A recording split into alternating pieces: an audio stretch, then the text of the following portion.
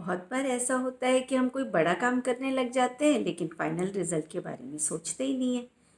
और जब तक काम कंप्लीट होता है तब तक उस रिजल्ट का कोई मतलब नहीं रहता। तो मैं आपको जो कहानी सुना रही हूँ जिससे आपको ये पता चलेगा कि हमेशा अपने गोल को सेट करके और फिर काम करना चाहिए। एक चींटी थी।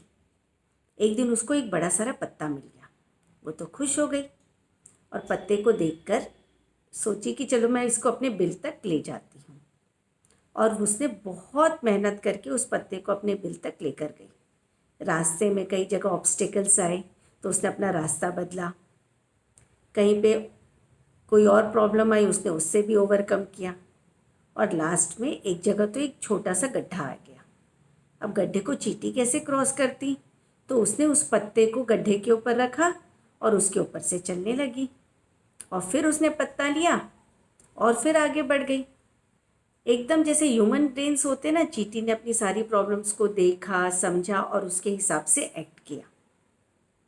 लेकिन लास्ट में जब वो अपने बिल के पास पहुंची तो उसका बिल तो बहुत छोटा सा था और उस बिल के अंदर वो उस पत्ते को नहीं लेके जा पाई। तो इस कहानी से हमको ये मैसेज मिलता है कि एक तो अपना फाइनल गोल को देखो और उसके हिसाब से काम करो, तो हम बहुत सारी व्यर्थ की मेहनत जिसकी हमको एक्चुअल में ज़रूरत नहीं है, हम उससे बच जाएंगे। लेकिन जो सबसे इम्पॉर्टेंट मैसेज हमको इस स्टोरी से मिलता है वो ये है कि अगर हम तैयार नहीं होते तो हमको कितना भी कुछ मिल जाए हम उसको एंजॉय नहीं कर पाते। जैसे अगर किसी के पास दृष्टि नहीं है तो वो खूबसूरत नज़ारों को एंजॉय नहीं कर सकता।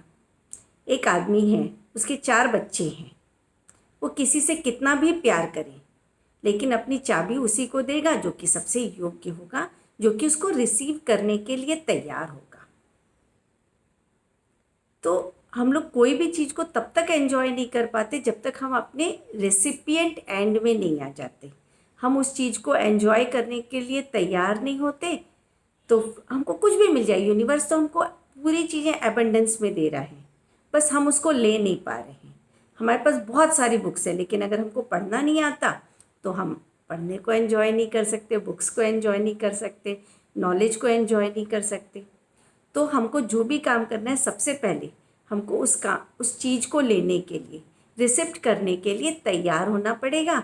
तब आप जो भी करोगे तो फिर आपके काम आएगा एंड आप उसको एंजॉय कर पाओगे। और आगे भी मैं आप लोगों से ऐसे ही कनेक्ट होती रहूं, तो उसके लिए give me a thumbs up.